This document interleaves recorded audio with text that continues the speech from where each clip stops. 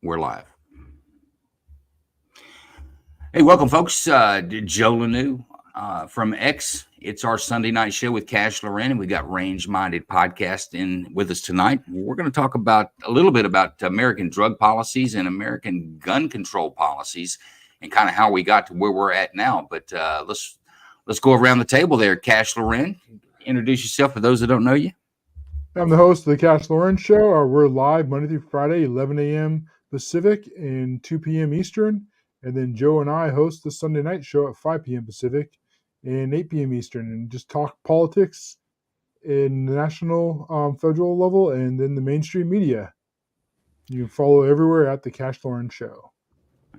And we've got Range Minded from Range Minded Podcast. Those nice. of you follow us know Range, but Range, introduce yourself for those that don't know you. I got so excited I slapped my mic and it went crazy. Sorry about that. So yeah, I'm Steve with the Range Minded Podcast. Everywhere you can find free podcasts is where you can find us. We basically talk everything 2A, whether it be new gadgets and gizmos or gun law. And once in a while we have some good guests. In fact, this next show I should have a pretty good guest coming up, so I'm excited about. It's either going to be this next show or the one following. We'll see what happens. It depends on his busy schedule. But other than that, I am happy to be here with you guys tonight. This should be a good show. You had a hot guest on Memorial Day. Tell us about that one. Who did I have on Memorial Day? Oh, yeah, it was Nick Hoffer. That's who it was. I can't even remember, dude. Is it Sunday even? I don't remember. Yeah, so Nick Hoffer, he's a good friend of mine. We've been friends for quite a while. Hoftac Holsters or Hoftac Inc. Does amazing holster work. He did a lot of custom stuff, but he has gone into the realm of a universal holster. And I know a lot of people, when they see or hear the word universal, they imagine big box garbage, gun bucket type thing. But no, his holsters are pretty unique. There's actual retention. Your gun will click into this holster. It's pretty awesome. You need to go check it out. I'm not going to tell you the website. You have to look it up in my show. So you have to watch the show and figure it out. But Nick's a good dude. He's been a part of the show actually more than once. He was a co-host and then he went back to a guest because he is a busy man. Well, I had a chance to watch that one, folks. It's actually entertaining. Thank goodness the guest carries the show there for us for our range minded, but it was definitely an interesting podcast. All right, folks, let's dive in. Let's talk about gun control first. Well, we've had a bit of discussion in some spaces on Night Court and some other venues this last week about honestly what presidents, whether they've been good for us on gun rights or been bad for us. It started with Trump. And those of us that have opinions about Trump's wholehearted embracement of the 2A versus and went all the way back to Reagan. And I'll be quite honest with you, that stirred a vein in Cash. Cash, I could see the vein in his forehead popping when we said anything negative about the great Ronald Reagan. But Cash, you want to recap that conversation? Well, from my memory, most of it was about Trump and the bump stocks, and people have very strong opinions about Donald Trump. But one of the things that doesn't come up very much is the bump stock issue. That's a issue when someone downplays Trump. It's something outside of that. So we got a little bit of debate about it, and I thought it'd be fun to talk about on Sunday night. I have to admit, I had forgotten most of the details about it, other than there was a mass shooting. And then there's some legislation that passed. But outside of that, I didn't remember much. So I thought it'd be fun for us to talk about Sunday night, and especially on where you guys think gun control and how much there should be, and at what, where's the line at, basically. Because I think all of us would be pro 2A, but I think as we discuss this, we're going to find where we think the line is going to be in a different spot. Range, you want to start with that? I guess my question, I'll have a question first is, are you asking where we think the anti-gunners are going to go next to try and prohibit firearms purchase and use?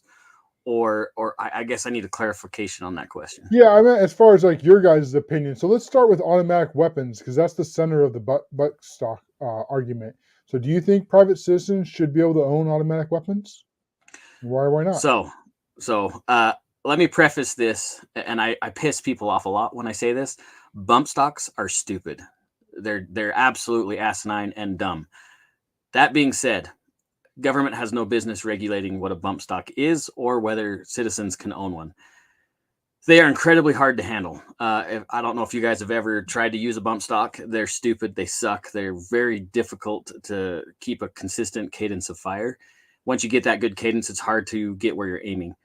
At least it was for my experience. I wanted one until I used one on somebody else's gun, and I realized how stupid they were. It's just a waste of money. Let me ask you about that a little bit more, because some might not know exactly what a bump stock is or how it works, and I'm not the most knowledgeable on all the gun details myself. Sure. And so let's see if I have a pretty clear understanding. You can clear that up for me and for the audience. So my understanding is a piece that goes on the stock, right, and it holds it against your shoulder. And then when you press the trigger, the recoil causes the trigger to continue to shoot.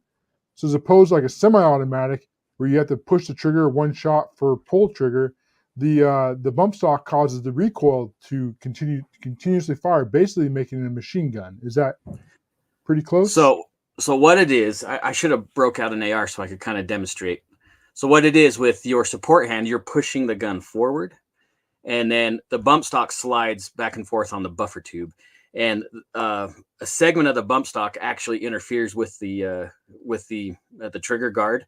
It protrudes in when the bump stock is completely compressed, which forces your finger off the trigger. So as you're pushing the gun forward, you're firing, the gun recoils, and then it pushes forward and resets the trigger. And that's how the bump stock functions. It's just uses inertia from the gun movement itself. It doesn't change the function of a trigger in any way whatsoever. There's no mechanism inside that lower receiver that is replaced or changed in order for the bump stock to work. It is completely done by inertia. In fact, I could do the same thing with a rubber band or a belt loop. So the bump stock is really an expensive novelty, in my opinion.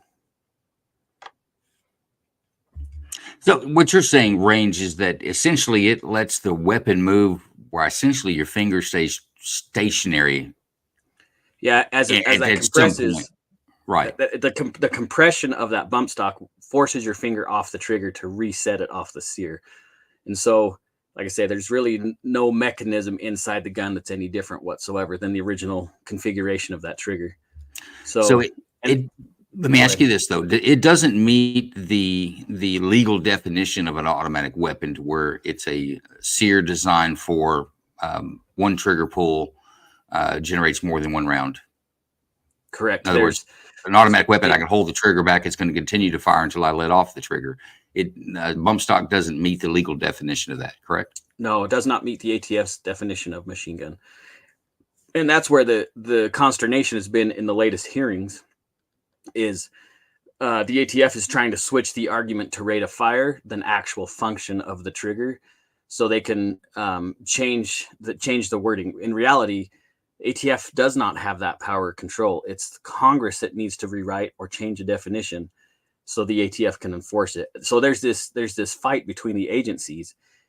As gun owners, we don't want to see the ATF trying to do rogue enforcement. That's where we get really frustrated, is the ATF takes its own interpretation of the law and tries to enforce it, where, again, it's legislation that's supposed to be done. Yeah, and that's something that me being in politics, that it comes up quite a bit, because politicians are pretty gutless and cowardly. And so what they try to do is they try to write these broad laws that don't really have a definition, and then they throw it to the administrative state, or often call them the deep state, these permanent, bureaucrats that actually run Washington, and no one has any idea who they are, what their names are. And then they go and do enforcement. And then it comes back to Congress, and the politician go, whoa, I didn't say that. Go talk to the ATF, go talk to the FDA, go talk to OSHA. They're the ones writing the rules. And it's a way for them to basically be gutless cowards. Well, we didn't see that prior to Chevron indifference. But Chevron indifference is a Supreme Court ruling that said that Congress can't write vague laws, and we'll let the executive branch figure out what those laws mean, the interpretation of those laws, and how those laws are to be applied and rules are to be applied. Yeah, and that's where we're really seeing the issue, because ATF is just one spoke on the cog, really. Mm-hmm. You're talking EPA, you just mentioned OSHA, and all these other non-elected agencies that are enforcement agencies and not law writing agencies. Right. And Joe's right. Chevron deference came out and let all these little agencies basically gave them a blank piece of paper to do whatever they wanted. And then as long as they met in this rough circumference of what they are allowed to play in, that whole field is at play for them. And it does come from Congress. You're right. Democrats and Republicans both have been pretty spineless when it comes to governing in, reining in those rogue agencies. I do believe that they're rogue. It's disgusting in my mind. Yeah, I'm with you. I'm with you 100% on that. So let's go on to the automatic weapons. Do you agree that private citizens should not be able to own fully automatic weapons, or then why or why not? I believe the public should be allowed to own anything that the military owns. The only I know you're gonna get a little bit upset about this one. The only restricting factor should be cost, in my perspective. So sure, we're not gonna let people create nuclear bombs, but people aren't gonna be able to afford the machinery, the equipment to build a nuclear bomb in their basement, anyways. Like, you can't get yellow cake. You're not going to go mine uranium because it's going to be quite difficult. That stuff on the open market is very expensive, so that's out of the question already. A-10 Warthog, hell yeah, absolutely. Guess what? Those 20 millimeter rounds that come out of the A-10, those are already governed by the ATF, and you have to file paperwork for every round. So you're paying $200 plus the round at the cost of the round. So there's already a cost prohibition there. Yeah, 100%. I know that might be a little bit extra libertarian for some of the listeners, but well, let me ask this question. Since we're talking about constitutional rights enumerated in the Bill of Rights, especially in the first 10, we're talking about 2A, the Second Amendment. So how far are you good, Cash, in determining the government allowing you to exercise a right that the government didn't have the right to give you and didn't give you in the first place? That's actually 2A prohibits the government from infringing on that. So how far are you good with that? Yeah, our right to keep and bear arms should not be infringed. He brought up nuclear weapons as a very much extreme, and that's basically what Range is talking about. Is it's legal for a price, and I've struggled with this quite a bit because I believe in our Bill of Rights, and I don't believe that our founding fathers would have used the word infringe if they had any idea of what the technology would come across, what would be able to create today. And I disagree. I disagree as well. I know you're both going to disagree with me. They built the Turtle submarine during the Revolutionary War. It wasn't quite successful, but they knew that technology was coming. They invested money into it. They also invested to a limited point into the pickle gun, which was an automatic fired flintlock rifle or flintlock gun.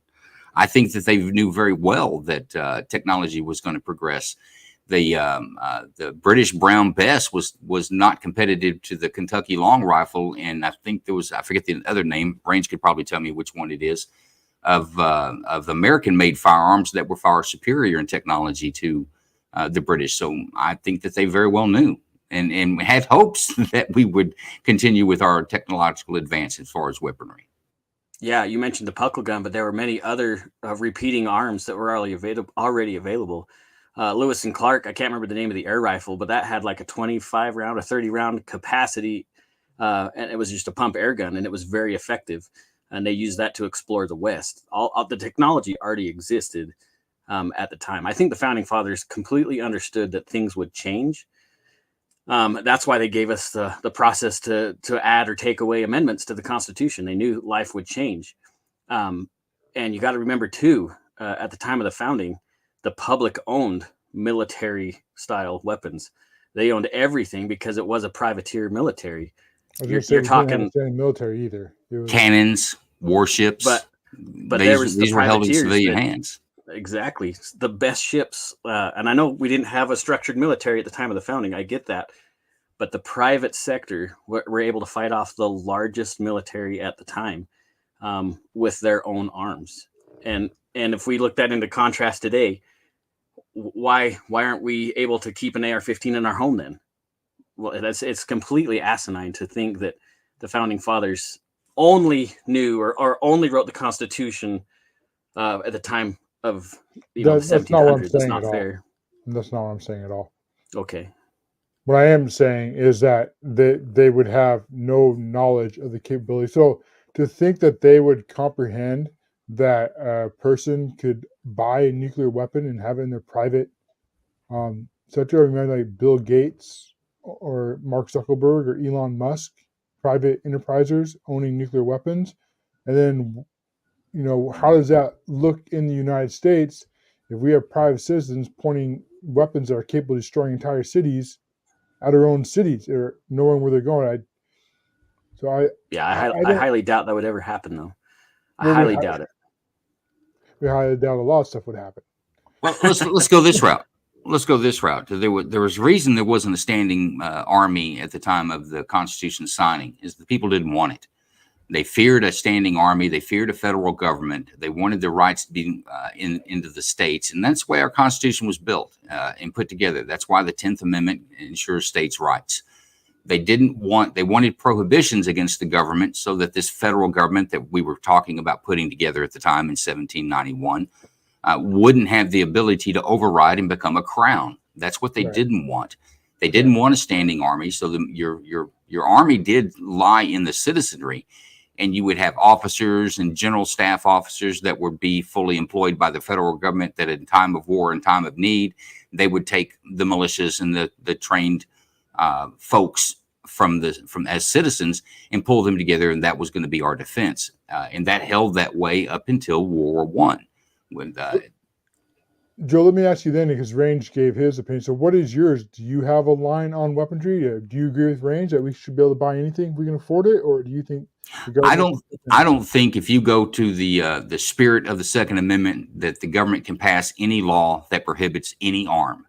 Now, if we want to change that, there's a constitutional amendment, put it out to the people and let the people decide where the limit is. But I do not believe that the federal government or even a state government has the authority to draw that line anywhere. It wasn't given. They didn't give the right. They can't reduce the right. They can't take the right away. And that's my stance. All right, so let's even go away from like nuclear weapons for a second. Let's say grenade launchers or ground-to-ground missiles, whatever the case may be. You're perfectly fine with your neighbor owning anything along those lines as long as they can afford it. I almost bought a grenade launcher. You can already buy a grenade launcher. I can do one now, and I can build a rocket. There's no prohibition against that. It's just like owning a tank. That's not my question, though. My question is, you're fine with it. Sure. Yes. Yeah. Is fentanyl a weapon? Hey guys, I want to welcome Temp. This is Temporary Solutions from X. Hey Temp, if you hit them little three dots, you can actually put your full name in there and let everybody know that you're on X and to give you a follow. We're broadcasting on Rumble, X, and YouTube as well. So you might pick up some new followers if other folks agree with what you're saying, or they may follow you because they don't agree with what you're saying. But folks, Temporary Solutions is he's an Xer. He's been on the Night Court show. We've talked about American drug policies. Right now, Temp, we're talking about our gun policies. We'll move right into. You're more than welcome to jump in on your ideas on Second Amendment or gun control, however it fits. But we're going to jump into the drug stuff here in probably about 20 minutes. Right on. I just think it's an interesting question because some people like to say that fentanyl is a weapon of mass destruction. So I think it actually does tie into this discussion of what weapons you can use, even though fentanyl is used in healing as well. I would say poison doesn't fall into a constitutional protected right as far as an arm as a weapon.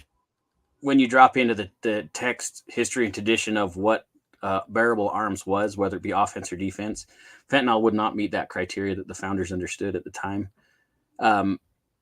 The other thing I was going to ask you guys, I guess now all of you that are here, if you're all right with putting some kind of restrictions on the Second Amendment because the founders didn't see technology change, then that means it'll have to apply for the First Amendment, Fourth Amendment when it comes to spying on us. And what about quartering troops? We didn't know we were going to have robot dogs. So is it okay if the government starts to quarter robot dogs in our houses because it doesn't meet the historical tradition of a troop as was written in the Constitution? So there is problems, right? There is some gray area that we can theoretically see that the founders didn't know about. But I think if we go back to what the intent of the founders, which I still believe, if you look at the contemporary documents of the founding, you're going to find out exactly what they meant with everything under the sun.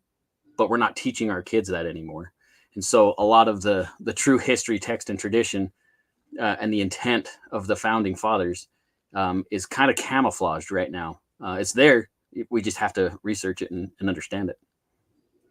Even as far as pulling up the original dictionary to see what words mean according to the founders. I think that's a huge thing that we need to identify. Well, I think, Joe, were you going or? I'm sorry. I just wanted to say, I feel like we already lost quartering troops in our houses fight with like even stuff as simple as ankle monitors and stuff. They've already got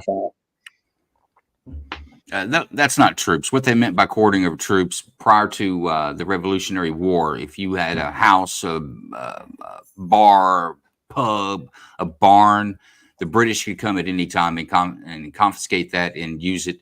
And you could have soldiers in your house that you have to feed, and that's by order of the crown. That's why. Right. That's what your Third Amendment is protection of, not. I'm just saying the technology slide has already begun. And as always, technology picks on the most vulnerable people who no one wants to defend, criminals. So no one cares about rights being infringed because they're criminals. So they can have the first robot spy ever installed in a house, and they have to accept it.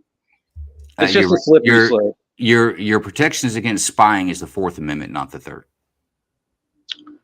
Yeah. Well, the point is, there's the slope's already getting slippery, and I feel like a lot of people don't realize that. But go ahead, you guys definitely know more about this than me. It's just where something like bothers me. Cash, what I want to ask you is, where's the line drawn for you? Where is it that it's okay for the government to regulate that 2A, and when is the line drawn? Why not regulate 1A? Right now, the only restrictions we have on our First Amendment Constitution for free speech is time, manner, and place. You'll hear folks talk about can't yell fire in a crowded movie theater. That was just a side comment made by a Supreme Court justice when they were deciding the Schneck case to determine whether they could put a man in prison for protesting the World War I. And they did.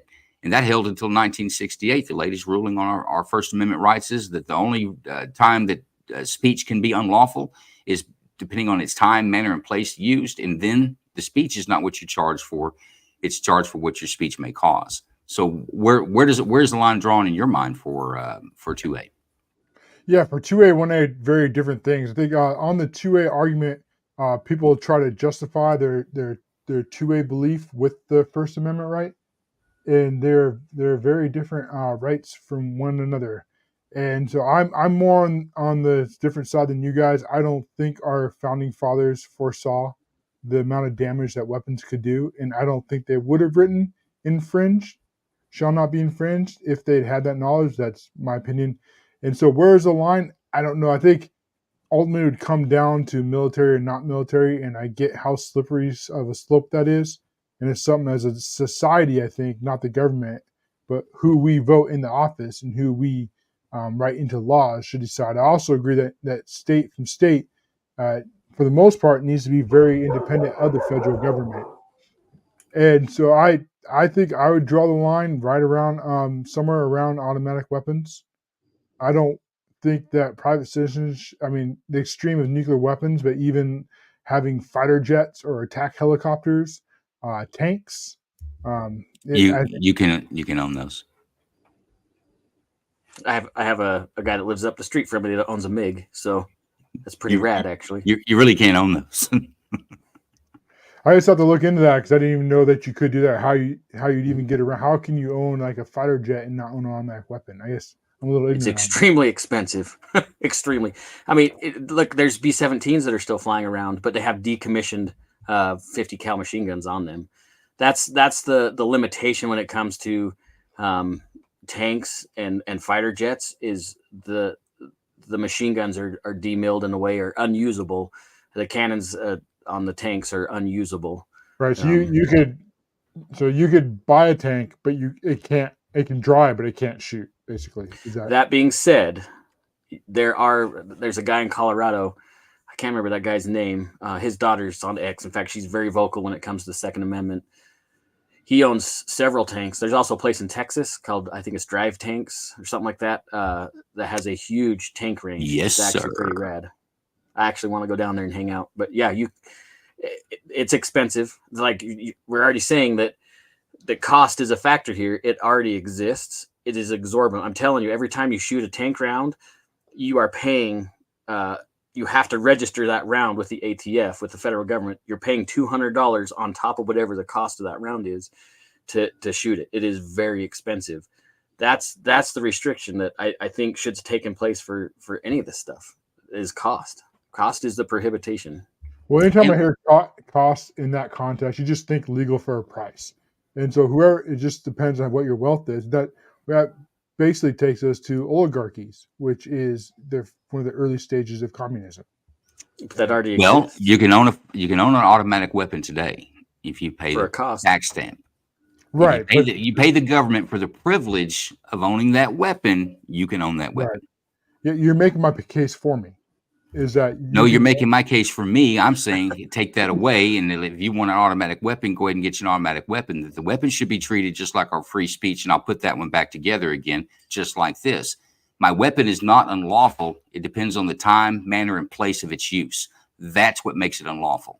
You can't prevent a crime. There's no law that's going to stop a crime. We only punish crimes in this United States. It just makes you sleep better at night when you think that nobody can own an automatic weapon, which in fact they can. And that's the other factor is extreme penalties for misuse. Honestly, and maybe Joe might not like this, but I really hate life in prison. It's a waste of taxpayers' money. I understand some of that exists for the appeal process, but I'm sure you guys have heard of Chad Daybell, where that was all over the world. That was literally 15 minutes from my house. He just got the death penalty, but I mean, he could have easily been sentenced to life in prison. That guy is a piece of shit, and he deserves to not rot in hell, but rot in hell rather than in prison. I think if we know somebody did a violent crime in a way that took lives, boom. I think it drives me nuts when we have somebody in prison for 37 consecutive life sentences when it's a death penalty already. Just finish it. Well, my issue with that is, and even going into maybe not even a murder type of crime, is that if you get 30 years, you get a 30-year state sentence. It's not a 30-year state sentence. By the time you get the good time in there and you get yourself a GED while you're in there, we'll take some time off that. And then you're eligible for parole. Even if it was a 3G offense or an aggravated offense, you're eligible for parole at 50% of that. So a 30-year sentence at worst is 15 years. At best, you can be out in 9. I say you're going to give 30 years. We'll see you in 30 years. Check your bags, and you can get them out at the end of 30 years. I think that would start giving criminals some pause. Losing 3 decades of your life where there's no absolutely chance you're going to see daylight in between that, I think would change some things. And if it didn't, at least I don't have to worry about you for 30 years. Well, that's exactly why we're seeing an uptick in crime is same-day bail and all this stuff, that there's no punishment except for friends like Dexter that really did nothing wrong other than exercise his constitutional right and apparently had a clerical issue with the state, but the state said, no, it's a violent crime. We'll see you later. That to me, that's bullshit. Amen. And that, you know what, Dexter actually is a very good example on our gun laws, Cash. This is a man who was, I think he may be 52 now or 52 when this all happened in 2022. I don't realize, but man in his early 50s. A computer engineer, a coder, has been in the code game since dial-up. You know, he's been in it since the early 90s. Never had any problems with the law. Upstanding community member. He's the guy you'd want as your neighbor. He's the guy, if you dropped a 20 out of your pocket walking, he'd pick it up and chase you down and make sure you got it back. That's the kind of guy we're talking about. He took an interest into building 80% lowers, which means he could take a chunk of steel and he mills that out himself by hand. And this guy also builds his own furniture. He's just that kind of guy. He's an engineer. He's a geek. He took an interest in firearms and realized that he enjoyed building those 80%. So he was ordering parts. It's legal. He's ordering parts and having them sent to his house in his own name. Wasn't hiding anything. And he built 12 firearms. Well, the state of New York says, wait a minute. You got to have a permit to build a firearm. And you've got to have a permit per firearm that you have. And I think the price is either it's either $300 to $600. I've heard both on the state of New York, but it's not cheap. You got to have that per each firearm. They get a list from the manufacturers that all these parts were ordered by him. They run a warrant on his house. ATF's there thinking there might be a federal case in it, but of course there wasn't any federal crime because everything he was doing was absolutely lawful on the federal level. And the feds back out of it. The state picks it up, and essentially they put him in jail for not owning permits on firearms that have never been shot, never left his home, that no one other than the ATF and the people that sent him parts knew they were there. The first time these weapons were fired is when the police took them and test fired them so they could tell the jury in the court that these were functional firearms. And he gets 10 years because the state is allowed to presume that since he didn't buy the permit, he had nefarious means. He wanted to do something violent with him. So now they've taken a process. I didn't have a permit, and they've made it a 3G offense. That's why he's sitting on a 10-year piece in the penitentiary. So I do completely disagree with that. And I think if we don't want people to own automatic firearms, then that's a real simple constitutional amendment. Put it out to the people. 2/3 of the Congress, signed off by the presidents and ratified by 3/4 of the citizens of these United States. And by God, whatever it says, I'll abide by. But until then, I'm not okay with laws and lawmakers constantly tightening the vice and closing the space to put more Americans in prison on process crimes. Because I don't see the gusto going for people who are murdering folks. What did the gusto go for the illegal immigrants to stomp the police officer's head in New York? You think they're going to get 10 years? Yeah, I mean, New York's fallen to communism, so you either got to vote them out or get out of there. I'm not going to disagree with you on any of that. I mean, I think the best thing you can do is get the hell out of New York or anywhere that's deep blue, because you're not going to get any justice there. But New York loves gun control. They love telling you which ones you should have and which ones you shouldn't have. Fine, but the people who live in New York keep voting these people in. So if you're not on that side of the law, if you're not deep blue left, then you need to get the hell out of there. And that's really the only answer you really have is to flee. But my point is, the state of New York is doing exactly what you're saying you'd be comfortable with, drawing the line on a military weapon. By the way, the 1911 was a military weapon. The Colt 38. Colt 38. It's not exactly what I'm saying. 12 gauge pump shotgun. These were all military weapons. No, that's not exactly what I'm saying. What I'm talking about is having where the line is on weapons and having that clearly defined. I'm not saying that after the fact someone does something very legal and then doesn't follow the right paperwork that they should be sent to prison. I'm not agreeing with any of that. The jury should have released them, but they didn't because it's deep blue New York. And so they're going to continue to release illegal aliens that stomp on police officers' heads and then put away guys who didn't file a piece of paperwork. This is New York. I mean, this isn't any different than Denver or any other, or Seattle, where I live, or Olympia. They'll do the same thing to you. But these juries and judges, my friend, are operating off of laws passed by legislative bodies, and it's, in my opinion, is against the Second Amendment. It's against the Constitution, but yet nobody's standing up to fight against that, whether we live in New York or not. I think we need to be concerned with it. In fact, I would argue it's more important for us to fight right now. No matter if we live in a deep red state, now is the time to make sure that we're fortifying, not when we turn into New York or California or Chicago. Now is the time. I tell you what, folks, we did get a little bit of a late start, but we're coming up close to about our first 45 minutes. We do have a 2-part show tonight to talk about American drug policies with temporary solutions.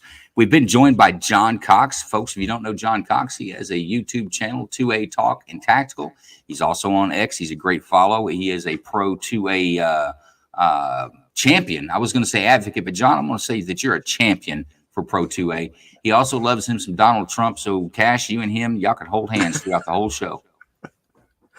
Hey, just for the record, I don't hate Donald Trump. I think he was the right president at the time, and I think he will be the right president when he gets elected again. I just have issues with some of his legislation or some of his ideas. He's not the legislator; he's the executor.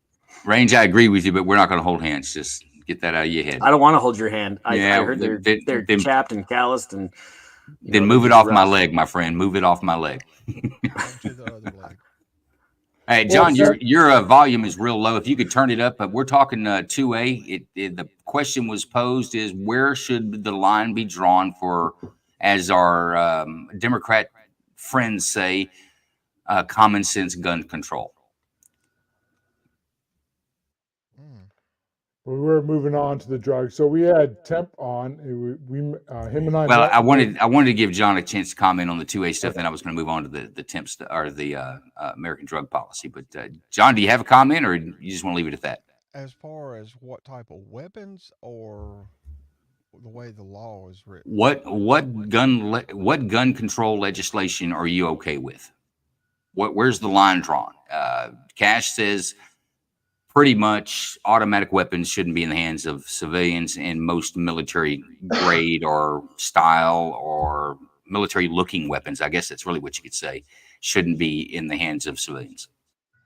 I think as long as you have not been convicted of a violent crime and convicted as a felon, you should be able to have fully automatic. I mean, I don't know that you want to get into it right now. So, rhetorical question: why? Other than the functionality, why should a person that can legally own a semi-auto not own a fully auto? What is the? And not to be argumentative, I'm just curious why. The argument that people would make for it would be the amount of damage that can be done. But And that's essentially the people that I'm not saying I'm agreeing with that. I'm just saying that anyone that's going to make the argument, that's the argument they're going to make is how much death can be caused or how much damage can be done in a okay, short amount of time. all right. And to that response, you're going to be more accurate with a single shot or even a semi-auto than you would be with a fully auto. What you're saying, John, is that automatic fire is wasteful and inaccurate. Am I right? Very, very much so.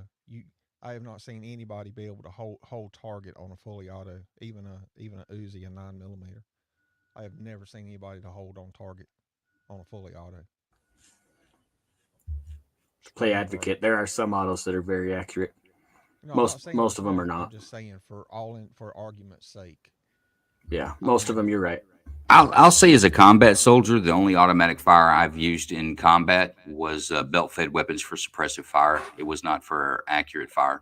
Yeah. I mean, outside of like a 3-round burst, like on an MP5 or something like that. It's still trash. I'm just, yeah. I mean, MP5 is rad. 3-round burst is trash. Oh, okay. I shot 1 bullet, but I lost 3. Now I saw some eye rolling there, Cash Loren, when I gave the rundown on the discussion. At what point did you disagree with my my capping of that up? Well, we really need to move on to this drug topic because I really want to talk about Temp about that too before we run out of time. yeah, and that's fine. I mean, that's absolutely, we can have a discussion. John, I'm gonna need you to turn your mic up. Your audio is extremely low, my friend. I don't know what else. Is anybody else experiencing the same? Yeah, he's super low. There's something about going now? on there. He's just using his church voice. He's all right. It's Sunday. What about now? Yeah, that's better. That's better. Before we move on to the next topic, I want to talk about a sponsor of mine. Put it up here. It's the FoundryHolsters.com. Folks, this is a Air Force veteran out of North Carolina, small business, Pro 2A, as Pro 2A as they get. He is a sponsor of the Joe Lanou Night Court, or Night Court with Joe Lanou and the Night Cruise show. He has custom holsters. If you need an inside waistband holster, outside waistband holster, any type of holster that you can imagine, go to FoundryHolsters.com, check on them, tell them Joe Lanou sent you, and get yourself something nice. I saw some really nice Second Amendment printed. They're a tan color with the Second Amendment actually printed on the holster themselves, but my understanding is there might be somebody in here that knows a little bit about this company named John Cox from 2A Talk and Tactical, who turned me on to him. He actually made a very unique holster for John that he couldn't get made anywhere else. But John, you want to run that down real quick before we move on? Yeah, real quick. So I've got an XD45 Springfield with an Olight Valkyrie PL Pro light on the bottom. Real quick, I could not find a holster for that firearm, more so the light. What I found out in talking to another big name company is they're not making them because that light has a tendency to either be left on or accidentally turned on, and because of the heat from that light, it starts to deform the holster material. So they're not making them for that Olight. So TJ, the owner of Foundry Holster, made me one, and it's perfect. I mean, it's spot freaking on. I love it. I love it when it accidentally gets turned on.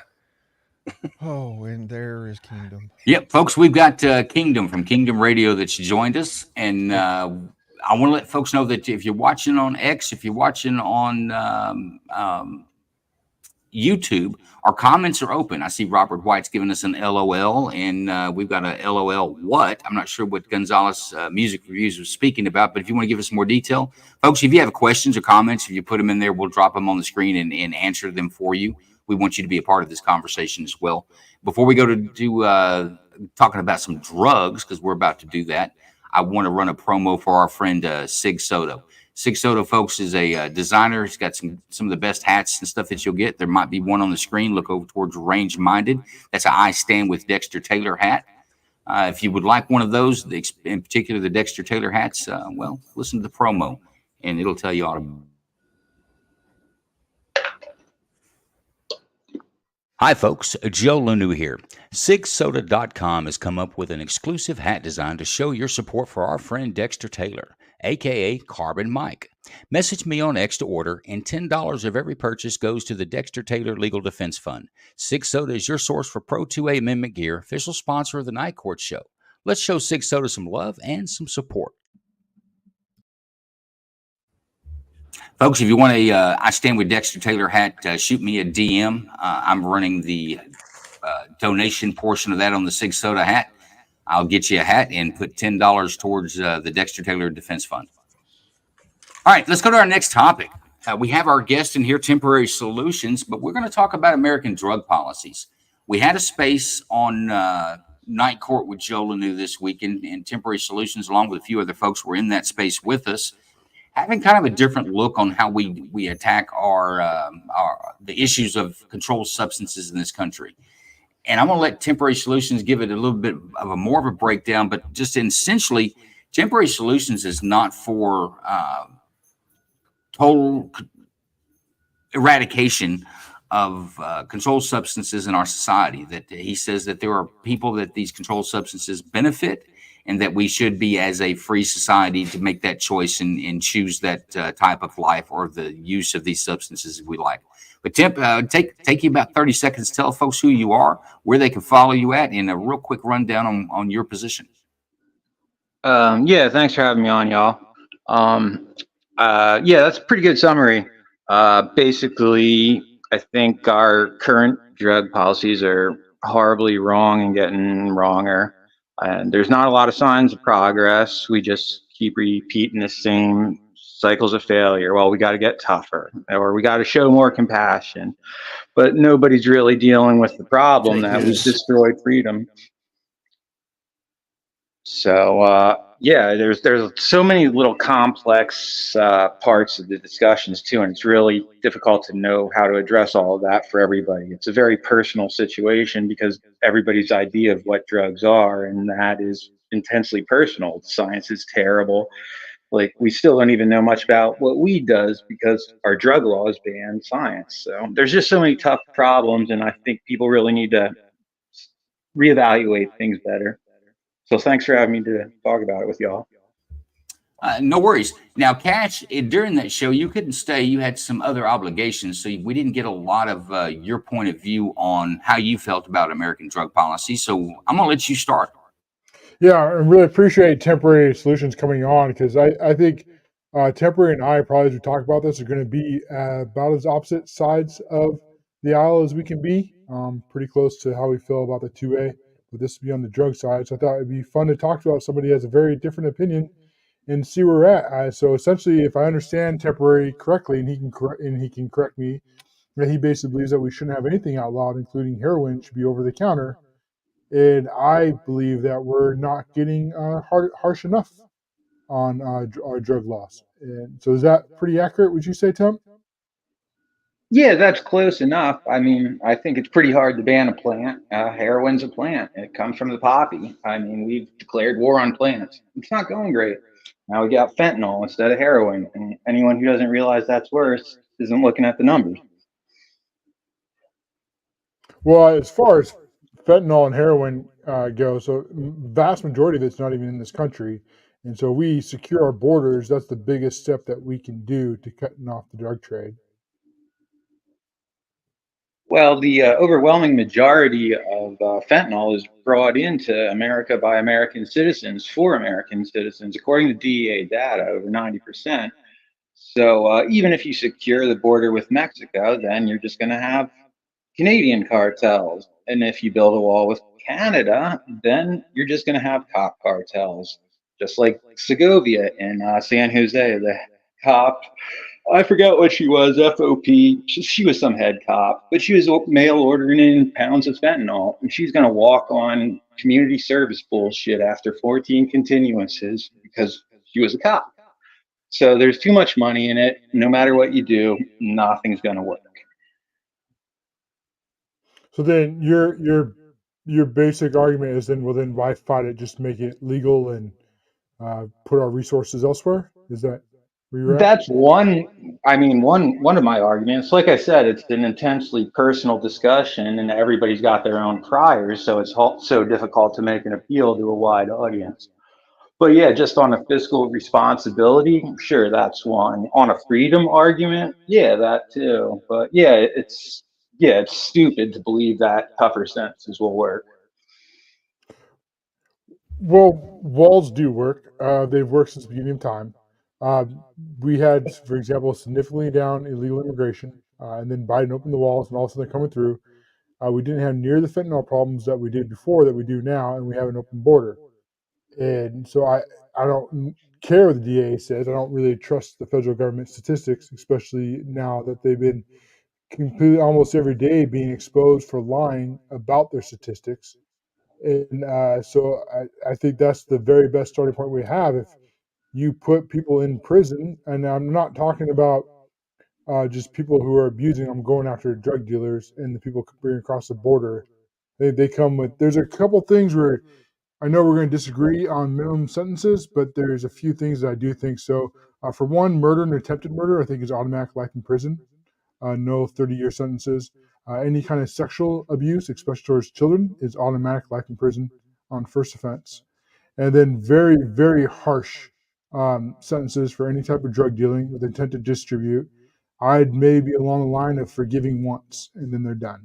And so that's where I think you and I are very much against each other on this, but I'm very interested to have this conversation with you and see why we feel about the way we do.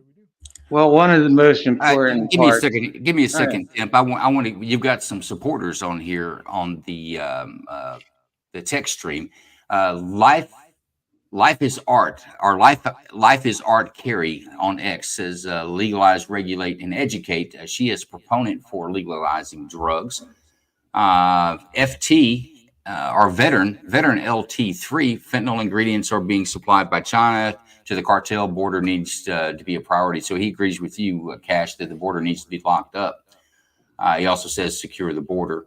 And life is art. I'm messing your name up, Carrie. My bad. Life is art. Carrie, why doesn't anyone ever talk about people who need these for pain? And she says, so there's a point there as well. But let me throw this in there before you jump in as well, Temporary. I would say that the 1994 crime bill did add minimum sentencing. It added a great deal of minimum sentencing to drugs, but I don't think we've seen a decrease in the use of drugs, the trafficking of drugs. I don't think that we've seen any numbers go down since the 1994 crime bill was enacted and adopted by each state in their truth in sentencing guidelines, which required a minimum sentence. We can talk about the 94 crime bill because it criminalized possession. It didn't focus on dealing. 100%. It focused exclusively on dealing. You're going to have to go back and look it up. I've worked drugs. I've prosecuted many people under the 1994 crime bill. If you're distributing, if you're caught manufacturing and or delivering methamphetamine, anything in a Schedule 1 for damn sure, you're looking at your minimum sentencing started at about 20 years, unless you started proffering and start on the federal system, unless you started proffering and start talking to your folks, talking about other folks, you weren't going to get your sentencing down. And by the way, that is done day for day. That's why your drug dealers do fear federal prosecution, because that's done for day for day. They don't get good time. They don't get parole. If you get 30 years, we're gonna see you in 30 years. I just don't think it's done any. I don't think we've seen a significant difference in drop. Am I thinking of the wrong bill? What was the one? Was that not dealing with the quantity you had, right? Not sentenced for distribution. This is the one that supplied minimum sentencing guidelines for enhancements for the possession of crack cocaine if it was 90% higher impurity, right. And also provided the enhancement for methamphetamine, what they called ICE at the time, because that was a real scary term for methamphetamine. It focused on quantity. No, just the fact that quantity as well, but it also focused purely on the fact of it being crack cocaine. If you were charged on a state level for possession of crack cocaine, you got an enhancement because they could prove that it was 90% pure base cocaine, and therefore, I think in Texas it was 5 years. So it may have been you could be eligible for probation for the small level of crack cocaine that you had in your possession that you were caught with, but for the fact they can take it to the lab and get 90% purity levels on it and prove that it's base cocaine, you're going to have to do 5 years in prison. And that's 5 years. That's not 5 years any other way. It's 5 years in prison for the minimum sentencing guidelines put out through the Truth in Sentencing Guidelines, which actually were passed in 1996. Will probably give you a better idea on the sentencing range. The 94 crime bill didn't provide for minimum sentencing guidelines, but there was an add-on to it in 96. But so what I'm talking about then is focusing on drug dealing, not possession, and then I'm talking about like it did the quantities on for how much you had and what type of drug you had. Yeah, and that's not exactly it goes up as the quantity goes up. Right. So not necessarily the sense of just distribute, just how much you had on your possession. Well, this is also an interesting problem that a lot of people on the just punish people harder side don't consider, is how do you determine a drug dealer? For example, if a really rich person wants to buy a pound of cocaine for his personal pleasure, that's entirely reasonable. He'll get a better deal on the price. He'll have his supply secured without having to deal with criminals, and he'll be sitting on a pound of cocaine for a year, which would make him a dealer under the possession dealer distribution type of laws.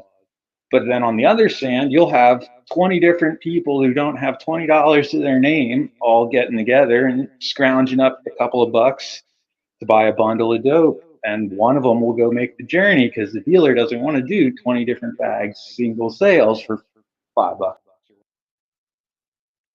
Oh, I think, all right, looks like we just lost him, so hopefully he can come back pretty quick. But let me go on to what he's talking about there, because it's not too hard to determine if some rich person's buying a bunch of dope, if there's some celebrity, versus somebody that's in a drug dealing thing. And one of the things they look at is how much money they have and how much quantity they have, and are they divided up. Most drug dealers, they that's exactly what they do, is they get their supply and they divide it into the individual cells. And I think a court of law and a set of juries can help determine that through the laws that we have. And so then I would say focus on drug dealing and focus on securing our borders.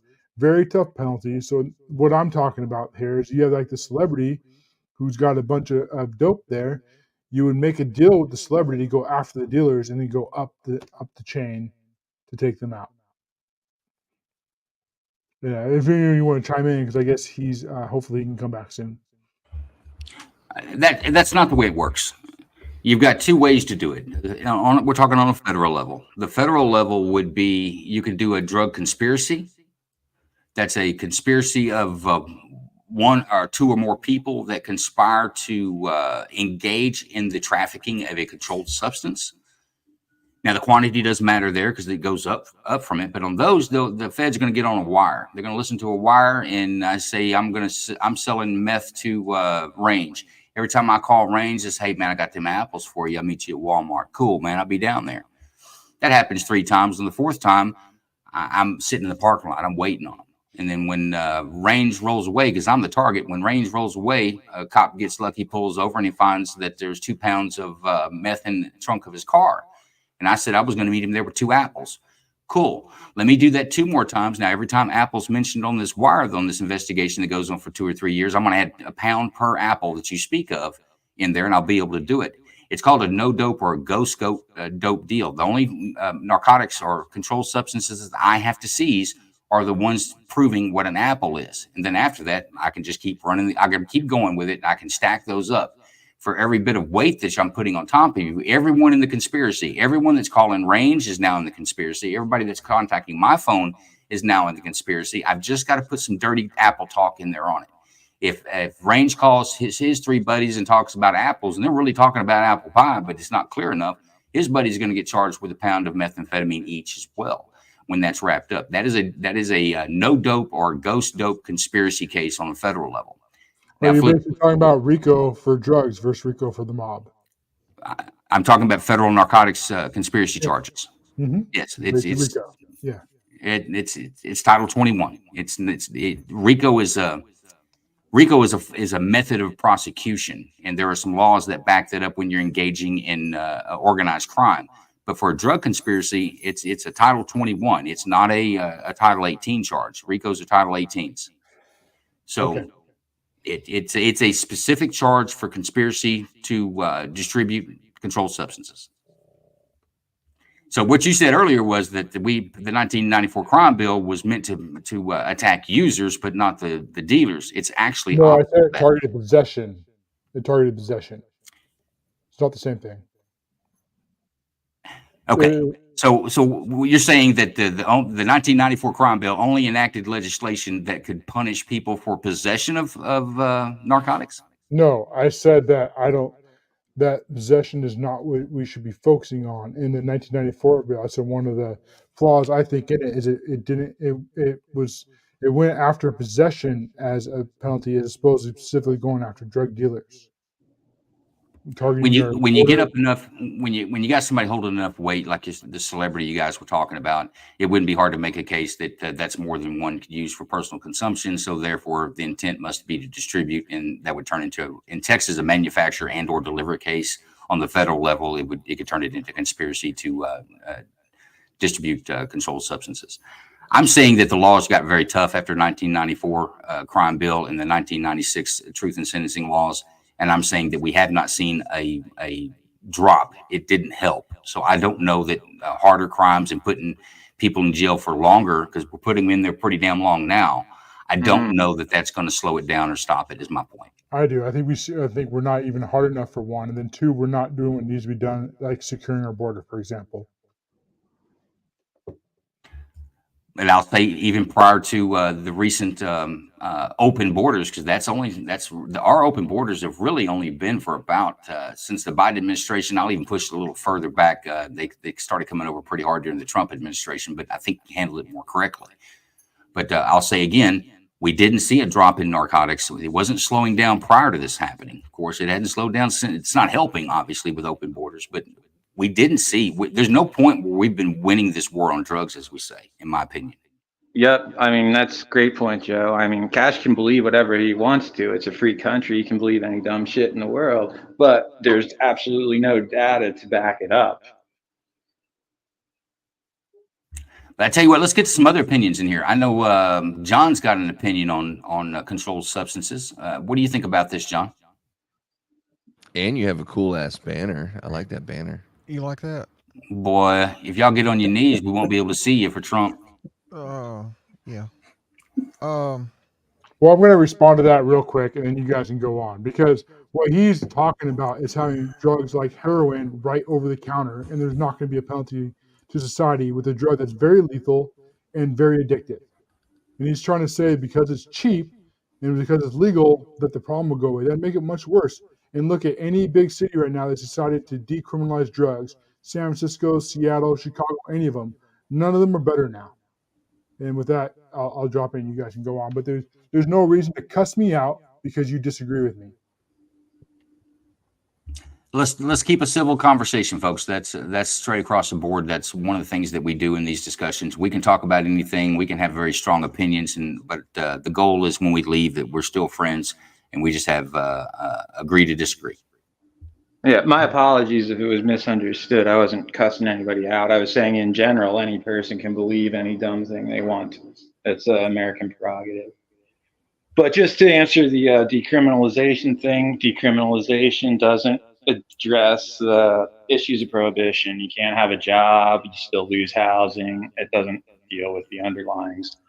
So until we actually have data on a free society with people free to be responsible for individual choice, it's just people going to be having opinions, talking about opinions mostly.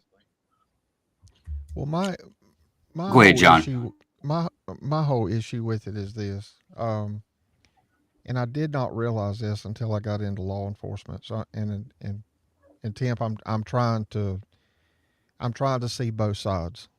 So understand that when I say this. Appreciate it. I get where you're coming from. I do. On the other side of it, I have seen innocent people suffer and pay the price because the baseline is narcotics, illegal narcotics. I have seen it from motor vehicle fatalities. I've seen it from quote accidental unquote shootings. I have seen it.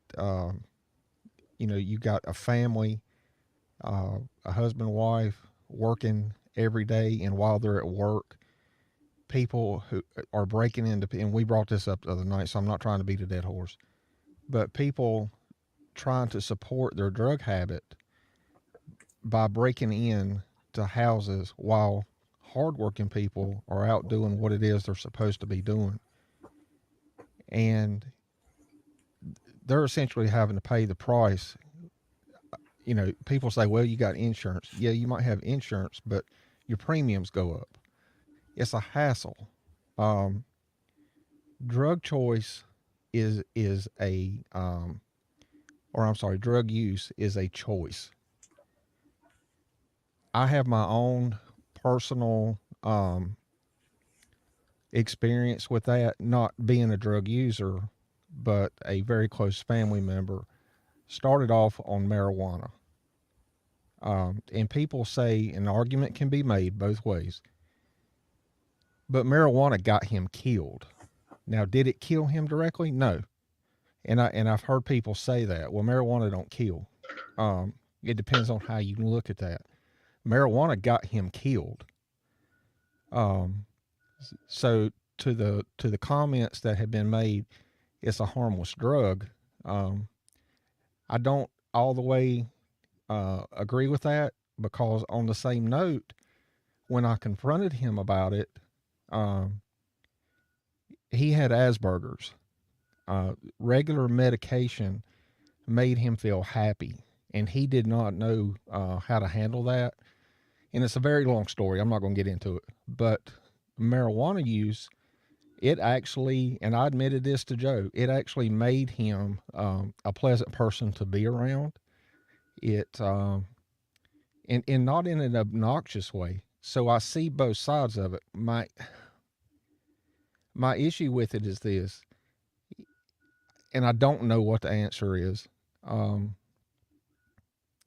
If there was some way to control it, and you're going to ask me how, I don't know. I don't know what the answer is, because I do see both sides of it. But I also, back to my other point, I also see innocent people suffering. I've been on motor vehicle fatalities before, where two women are coming back from a day of shopping, and because somebody was high on narcotics, rear-ended them. Didn't even know he rear-ended them. Pushed them into oncoming traffic, and it killed the passenger, dead as 4 o'clock. I guess the issue is, if people want to put this stuff in their body, fine. I think the other problem is being responsible about it. It's just like drinking and driving. If you're going to do it, don't get behind the wheel. but I think that needs to be addressed. The other issue is, and people may agree with me or not, but, and I'll say this on live, I think our federal government is behind this 100%. You can't tell me it's not to some degree. So and you're not going to win against the federal government. So I don't know exactly what the answer is. I don't know if that answered your questions or not. That's just a loaded, that's a sensitive subject with me for a multitude of reasons, but I try not to get biased about it. I try to be honest about it. So I don't know what the answer is. Well, John, I don't think anybody was asking for an answer. I think we're just looking for your opinion on it. I don't know that anybody here has got a ironclad answer. We all damn sure have some opinions, though. Range, I want to go to you, and then I'm going to go to Kingdom, and we're going to change this up just slightly. Go ahead, Range. So I'm trying to be as open-minded as this as possible. So I believe in God, right? I believe we're all God's children, and I believe He loves us and knows each of us individually.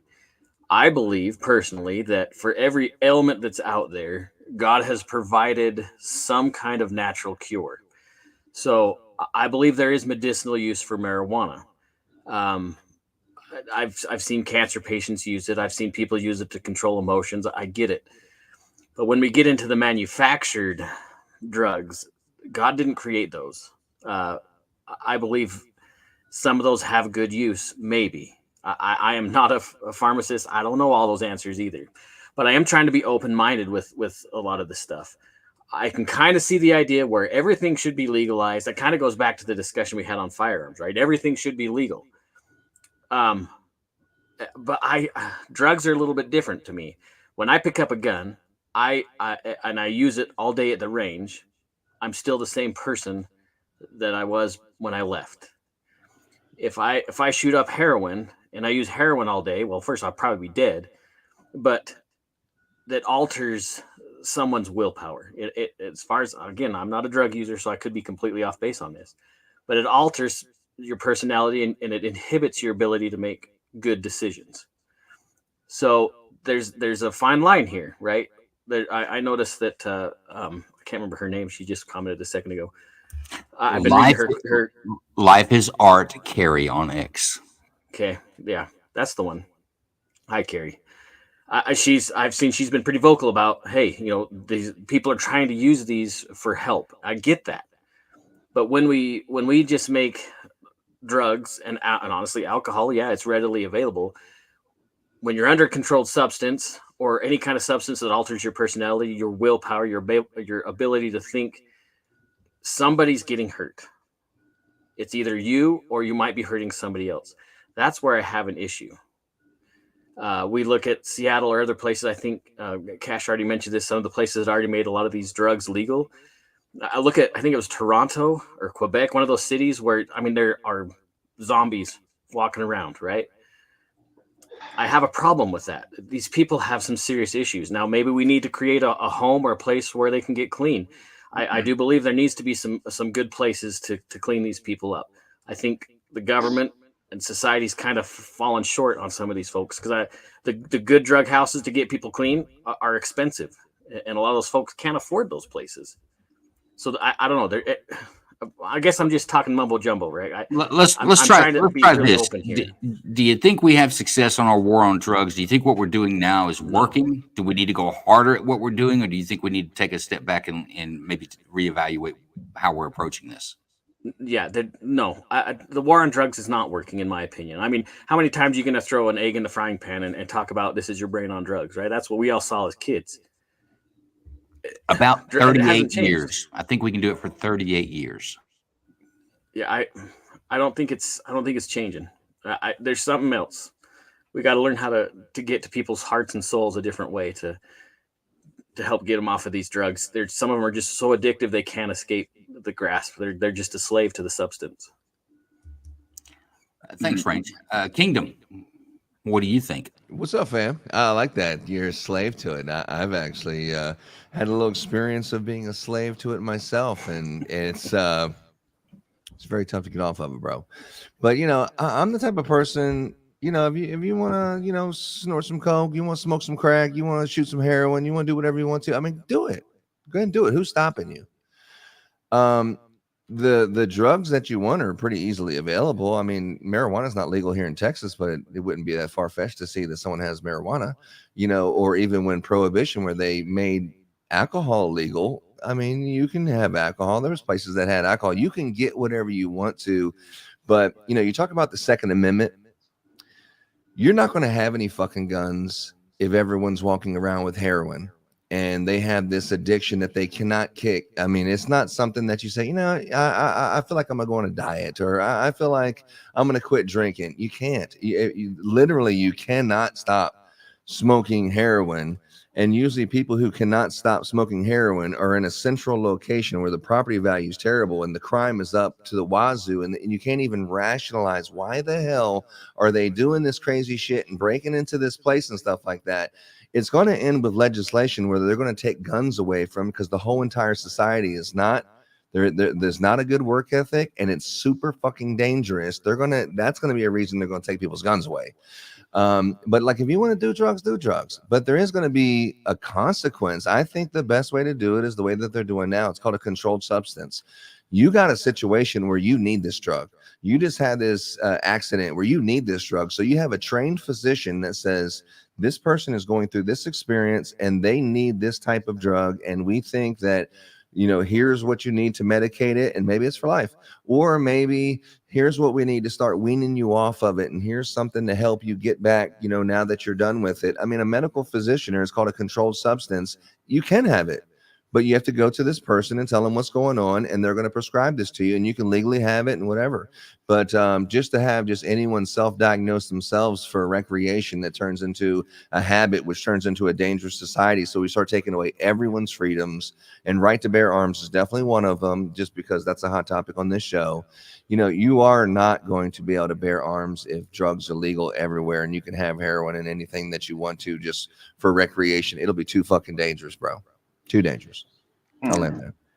Hey Joe, unless you got somebody else to go to, I want to Why, mention why, something Carrie just mentioned. why don't you? I think I'm going to go that direction. Let me throw that out there, and we'll go back around on it.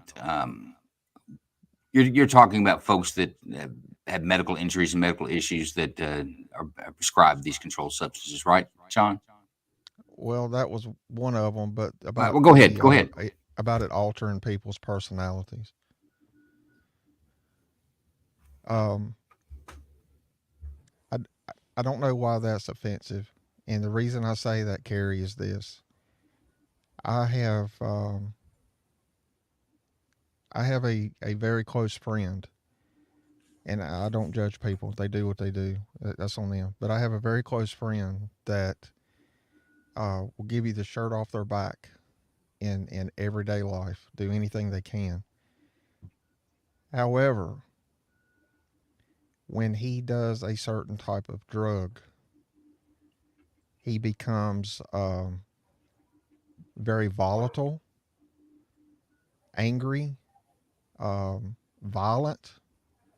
And because of my history in law enforcement, I've been gone for 14 years. But when he is doing this drug, this narcotic, I am currently the DEA, and I'm spying on him. And it makes me very uncomfortable to the point that I have to leave. So to your comment that it alters their personalities and comparing it to a mental health, I have to push back hard on that, because there is nothing wrong with him mentally. It's when he is doing that narcotic. He is a total different person for the worse, and that is his personality. The other thing of it is that he has admitted that. Somebody, it wasn't me, but somebody actually recorded him one night, and I wasn't there, but he openly admitted. He said, I did not know I acted that way. He said, John, I've got a question. My personality changed. Go ahead.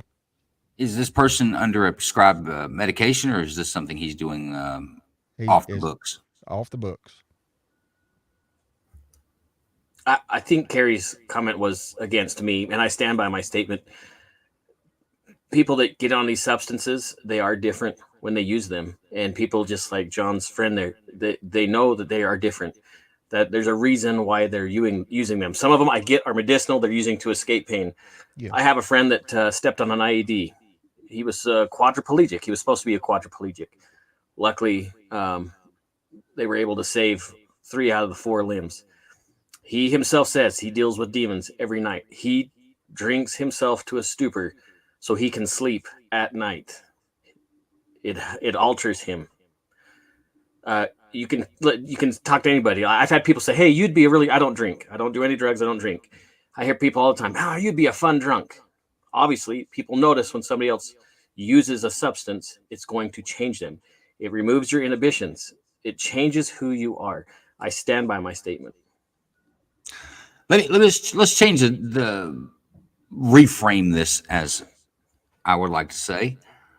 Let's go with folks like, and I think this is what Carrie is trying to explain, is that folks that are under pain management doctor care, that since about 2015-ish, DA has jumped down onto doctors and wanted them to reduce the amount that prescriptions are in each prescription and the duration, how long they can stay on these, because the government's going to stop you from being addicted. But there are some people out there that have chronic pain that their pain's not going to go away. And I'm going to back that up a little bit more, is that when someone's been on opiates, we'll talk about opiates in particular. When someone's been on opiates for a couple of months, their body's become dependent upon it. So when the prescription runs out or the doctor's not giving another one, that person still has the pain, and that person still has the dependence that now they're going to be dealing with withdrawals. That's the way the government is handling it right now. So how do y'all feel about the cash? This is the Joe and Cash Sunday night. So what's your idea on pain management and for these prescription narcotics? Not talking about anything coming across the border, not talking about illicit controlled substances, but controlled substances that were manufactured in the United States or other places, but are into the controlled circle, issued out by prescription, and people are under a doctor's care when they get it. But how do you think that should be handled?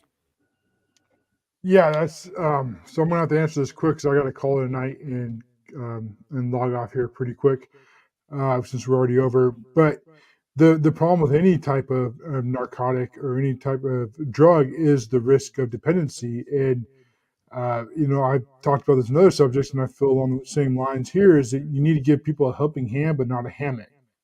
And there's got to be a way to help people, and I don't have the best way to know that, other than what always seems to work the best is having the lowest level possible and then going up. So at the local level, either whether it be churches or support groups, NAA meetings, whatever the case may be, to help these people get through these problems like addiction, and then but not having a hammock, because there's also people that just they don't want the help for whatever reason. They're addicted and they're good with it, and or they just won't do what needs to get done. They're just not ready to say. And I believe it's one of the drug groups, I can't remember, A or NA, where they say like you just gotta be sick and tired of being sick and tired, I believe is the saying they say. And so that and that's basically my answer is you can't have someone on narcotics for the rest of their life or any type of alternating drug. But as far as pain, we already have plenty of drugs to take away pain. Right now, you can go to any hospital, doctor, whatever, they prescribe it, you can get it. So They're going to prescribe you an opiate. It is the most effective painkiller we know. sure. And so then how do you get people off it? I don't really have the best answer. I don't know if in societies we do, whether it's reducing, and I would imagine it's along the lines of reducing the medication level, and then having support groups around people, but also having the point to where you say enough is enough. And But basically, I guess the last part of that question is, what about people that the pain doesn't go away? You're getting them all, you're getting them clean. But what if the pain that originally they started taking the medication for still exists, like fibromyalgia? We don't have a cure for it. It's just people are in constant pain.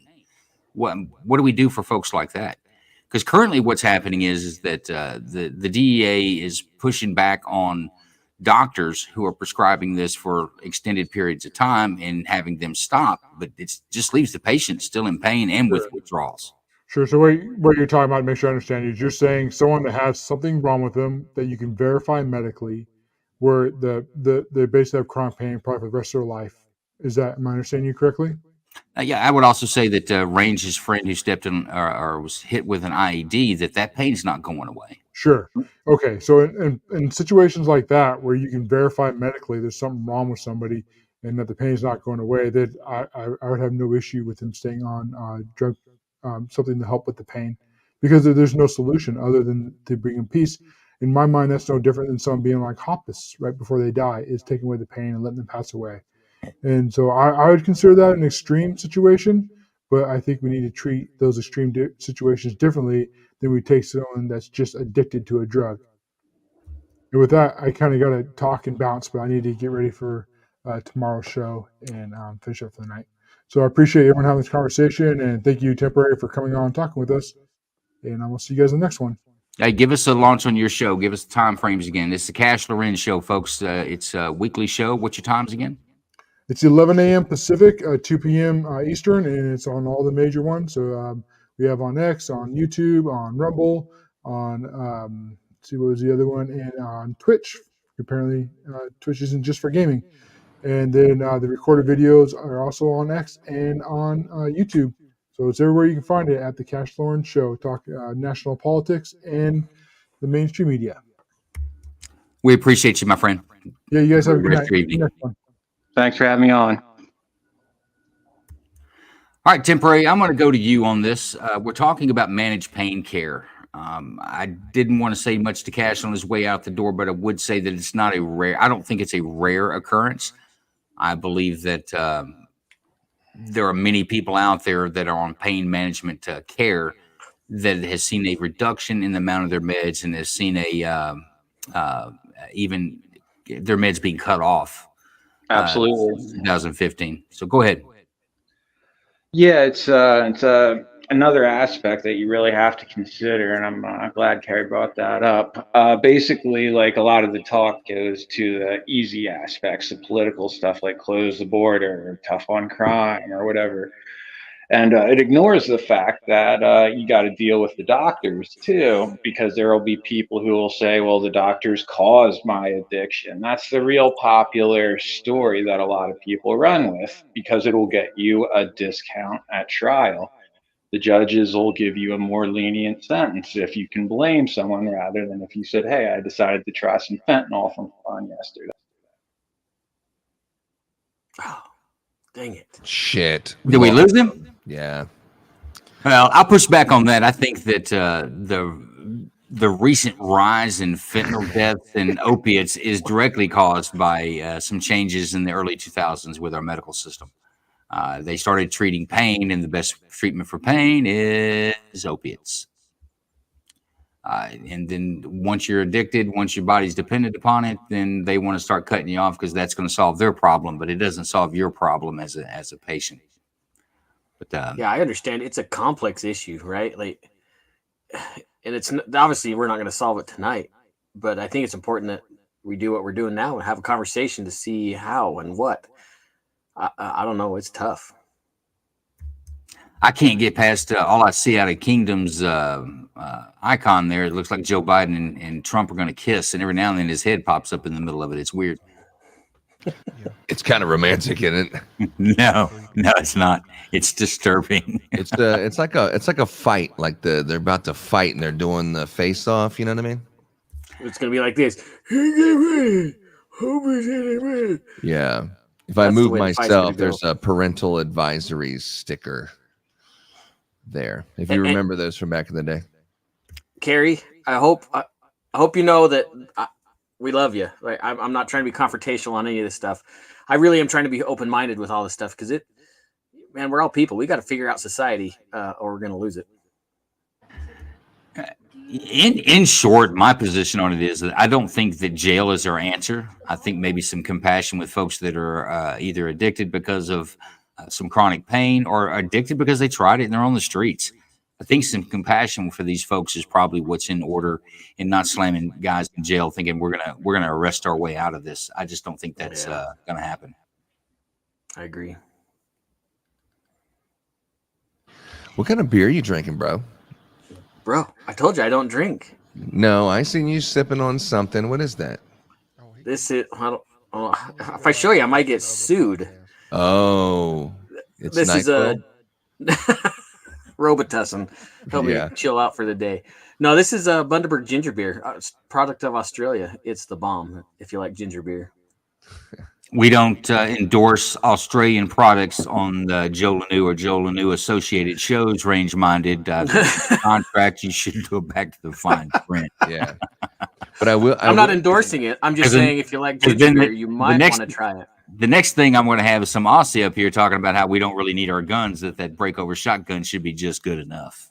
Hey, you know, Most Will, Aussies I talk to are jealous that we have guns. So check this out. Tomorrow, if you're hanging out tomorrow, there is the Karen Reed Day 19, the Karen Dun, dun, Reed dun. murder trial. Bum, bum, bum. 7:30 in the morning. This thing will be kicking off, and look who's back.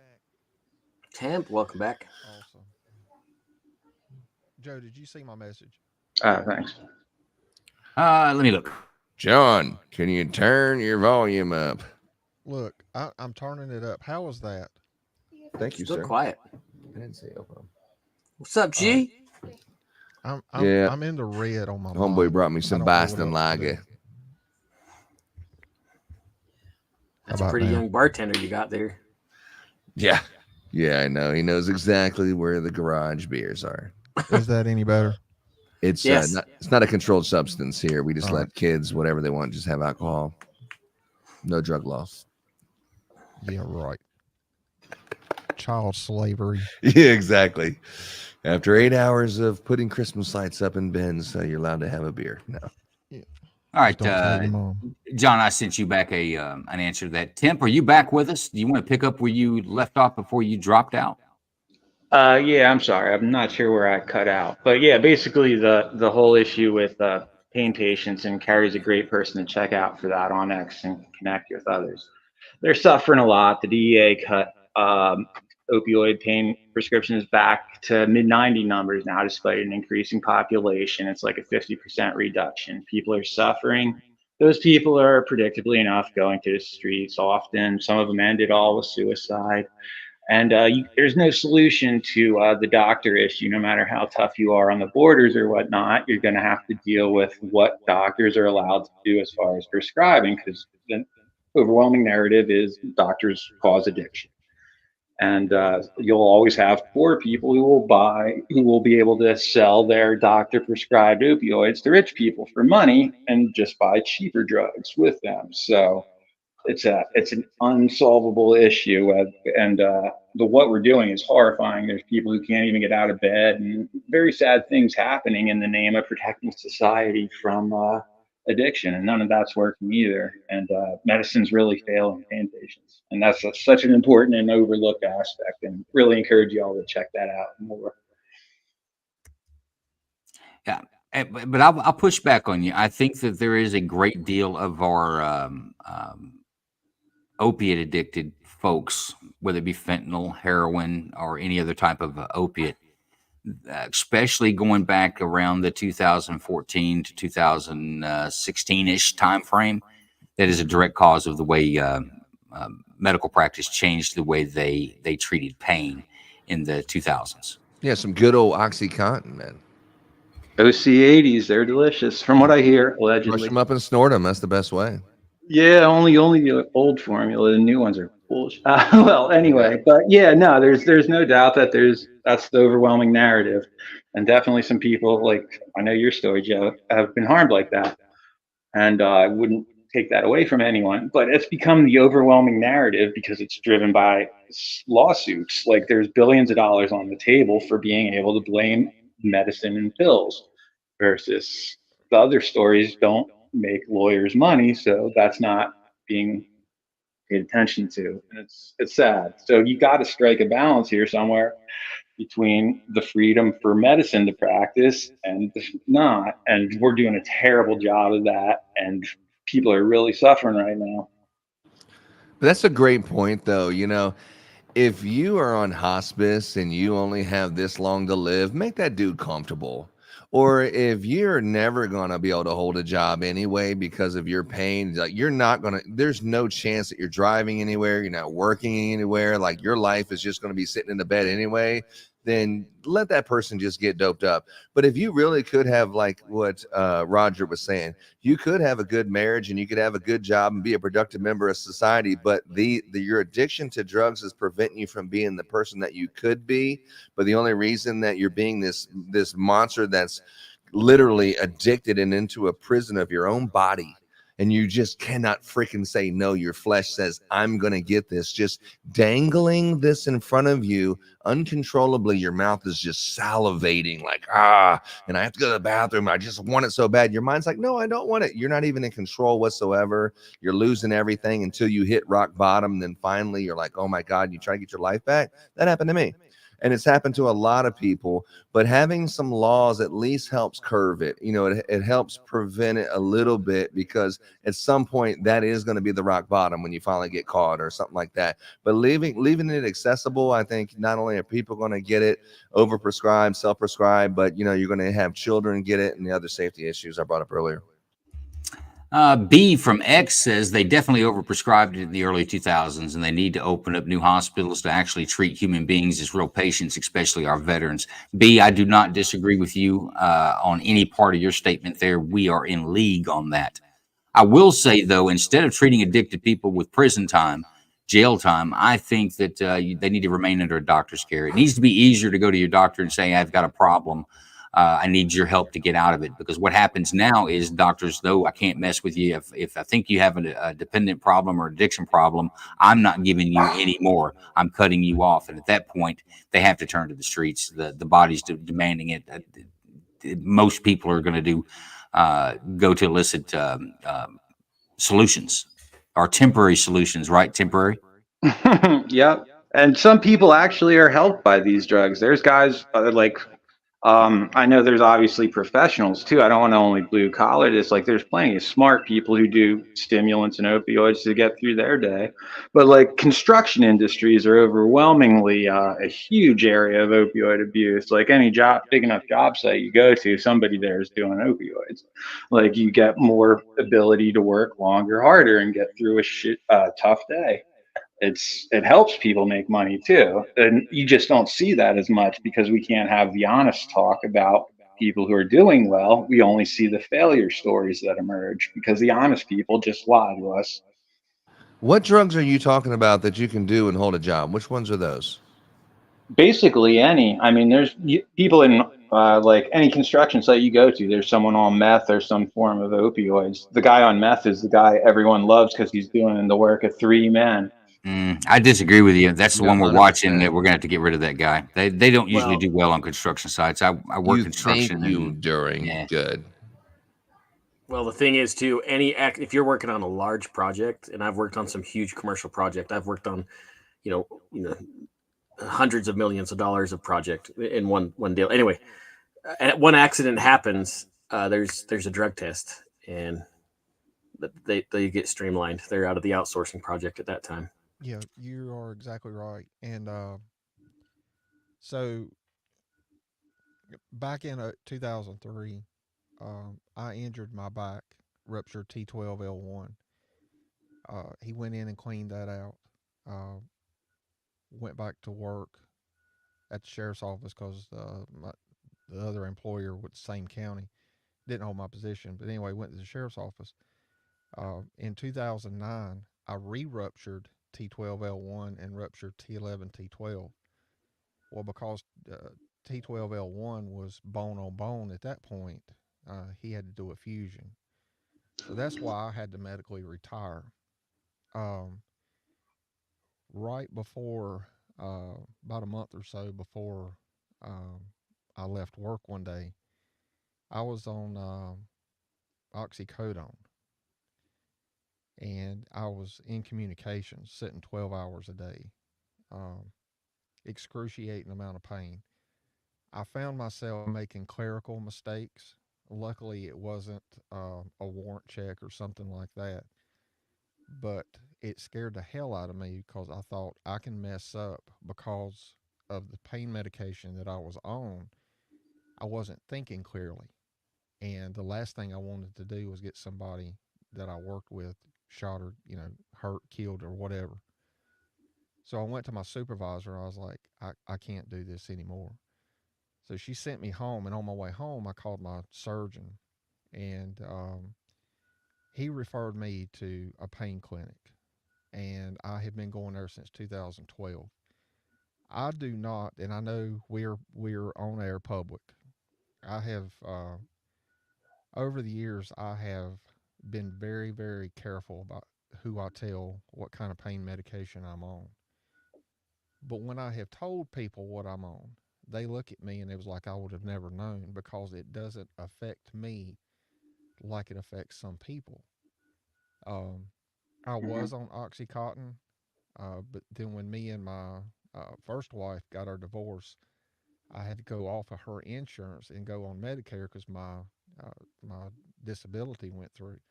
They didn't cover OxyContin, so I had to go to another one. So what I have found since then, a couple of things, and I'll make it quick. One, and this is it's not the only reason, but it is a reason why I'm trying to get off of it. Is I can't even get life insurance. Um, my ex-wife's cousin sells life insurance, and he even tried to get me on. He's like, I can't get it, John. He said, I don't know why. He said, do you know? And we were talking about it, and it didn't dawn on me at that point. And he said, but you're out on medical, right? And I said, yeah. He said, what kind of medicine are you on? And I told him. He said, that's why. So I can't even get life insurance Mhm. because of that medicine that I'm on. The medicine that I'm on, and some of you may pick up on it, some of you may not, probably will. But one of them, when I've told a couple of people what I'm on, they look at me with this crazy look, um, like I would have never expected that. And even when the doctor told me what she was going to put me on, I was like, "Oh hell no!" And she said, "No, hold on." She said, "I know where you're coming from. You've worked in law enforcement. We actually use this for pain." I went home and I researched for 4 solid freaking days on this. So I agreed to go on it. And, um, but now I'm kind of like, um, I'm even pushed more now to get off of it because, and not to go down another rabbit hole, but you've had these hacks into the um, medical field, like for pharmacies, Walgreens, CVS, whatever. So I asked my doctor, or my second to last appointment. I was like, "What if the grid goes down? Because they are controlled. How do I get this if the grid goes down for any amount of time and I'm due for a refill? Because they're not really doing paper prescription anymore on that type of on that type of medication." And she said, "Well, we can write it. We're just not supposed to."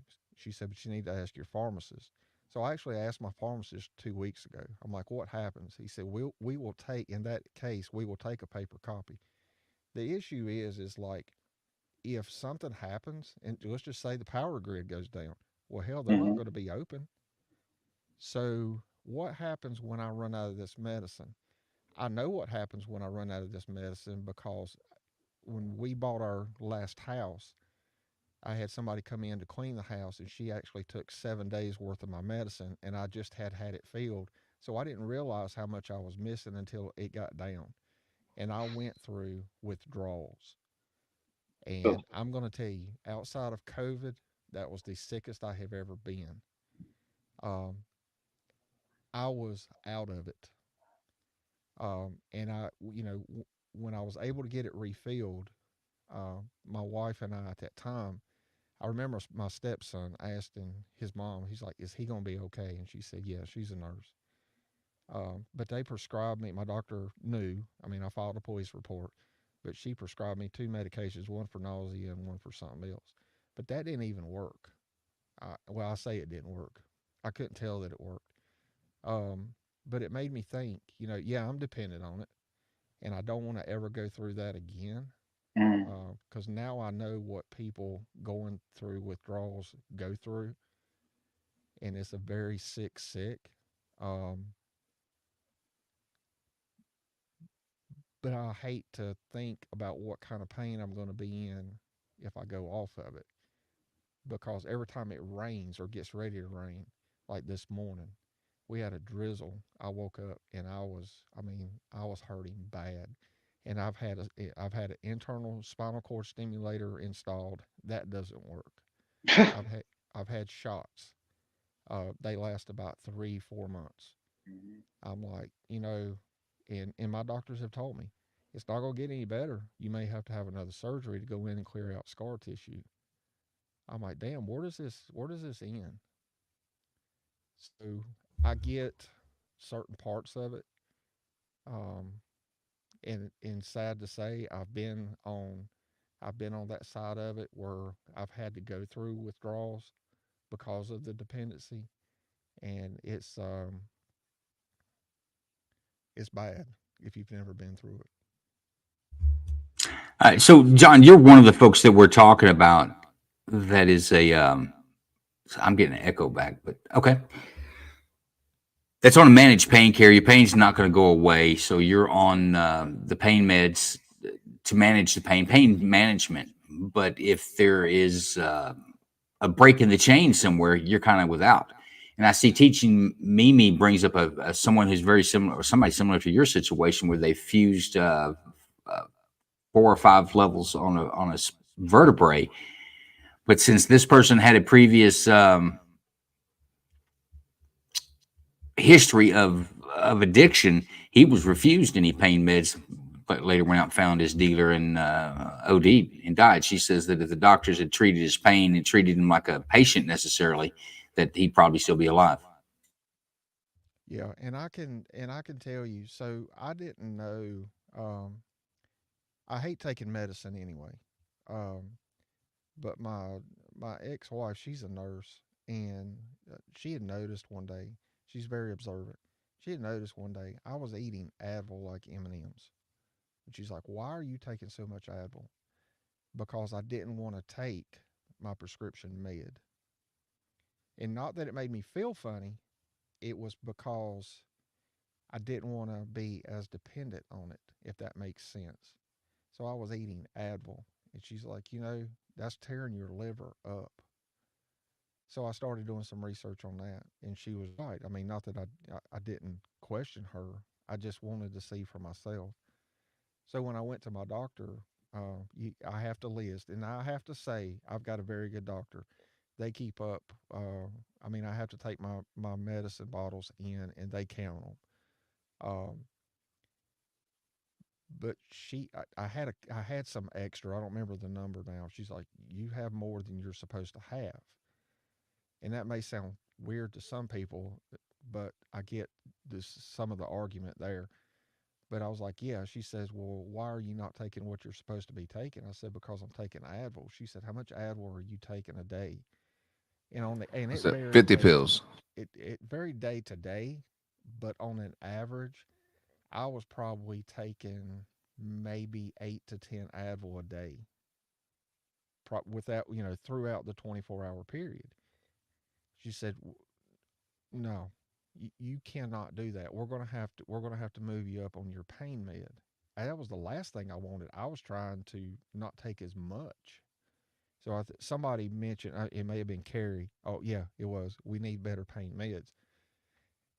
I, I get that argument, but at the same time, I don't, because it's like it literally is a double-edged sword. Um, you can alternate between Advil and Tylenol, but outside of just being a 230-pound blob on a couch all day, I can't do that. I've got to be doing something, and yes, sometimes I overdo it, and I pay for it the next 3 or 4 days. So I don't know. I get, guys. I'm telling you, I get the argument on both sides. I do. Um, I, I don't know. All I can say is take care of your damn back. I know that. That could definitely be a problem, folks. We're getting close to the end of the show. I want to give Temp Solutions. I want to give you a chance to put a spin on the end of the show, and I want to go out with some of our endorsements. Go ahead, Tim.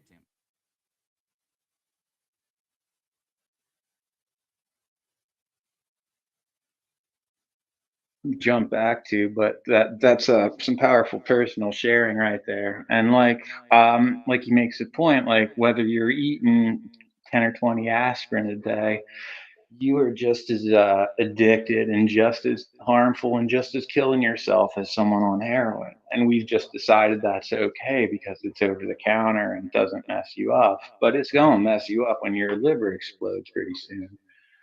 So that's definitely worth considering too. But another thing is how unfair even the whole medicine is within itself, pain management versus addiction medicine.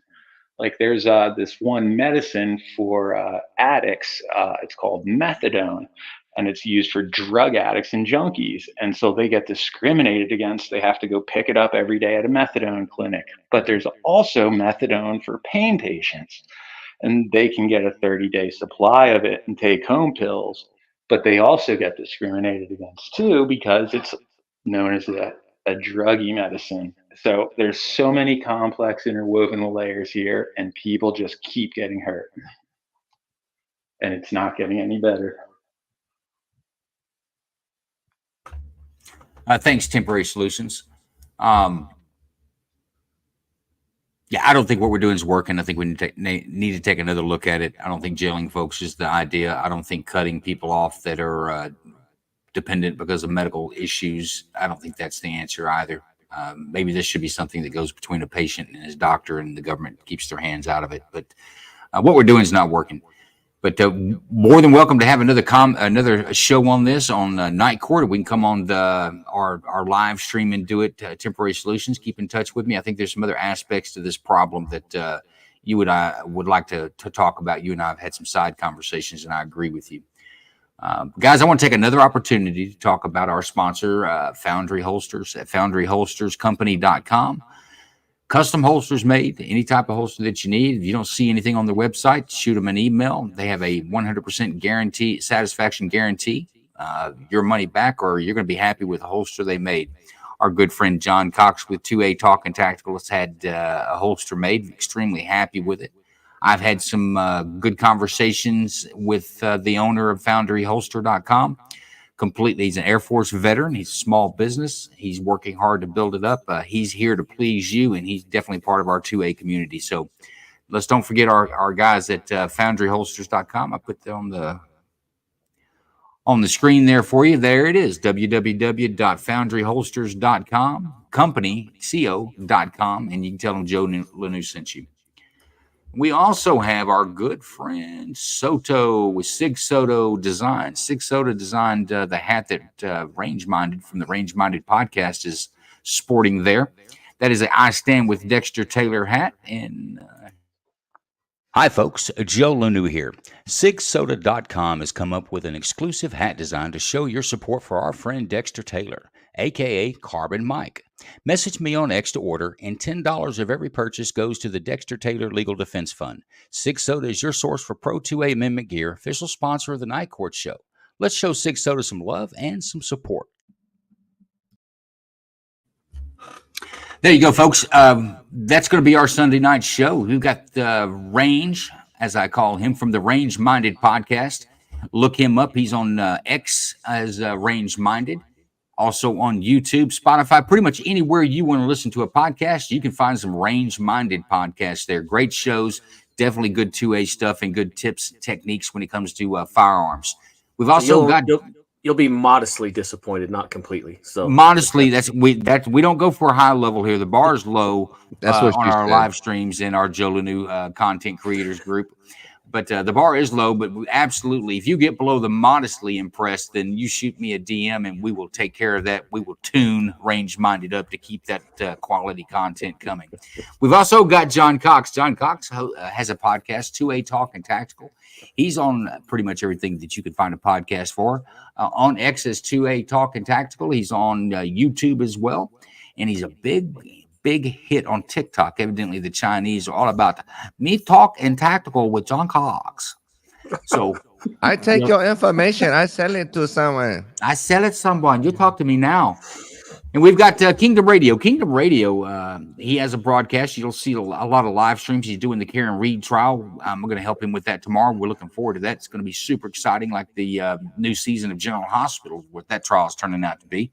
But he's also one of our high-speed producers for these live shows. Good guy. And there he goes. There's a promo as the producer kicks in and does that. But, guys, that's the end of our stream tonight. Catch us next Sunday for Joe Lanou and Cash and all our content creators. We come on Sunday nights and we shoot the stuff and talk about different topics each night. Also, catch myself and my night crew at for the Joe Lanou Night Court with Joe Lanou on X, Monday through Fridays, 9 to 11 Eastern. Various topics this week on Wednesday for sure. We will have an actual U-2 spy plane pilot that's gone through the entire training program and has flown these things, guys, up into the 2000s. So we're going to get some updated tea, as they say, on the U-2 spy plane and what it's still being used for. Believe it or not, it is still in service. Big Ron's gonna love that. Big Ron is probably dancing right now in his underwear at his house in Florida in anticipation for this.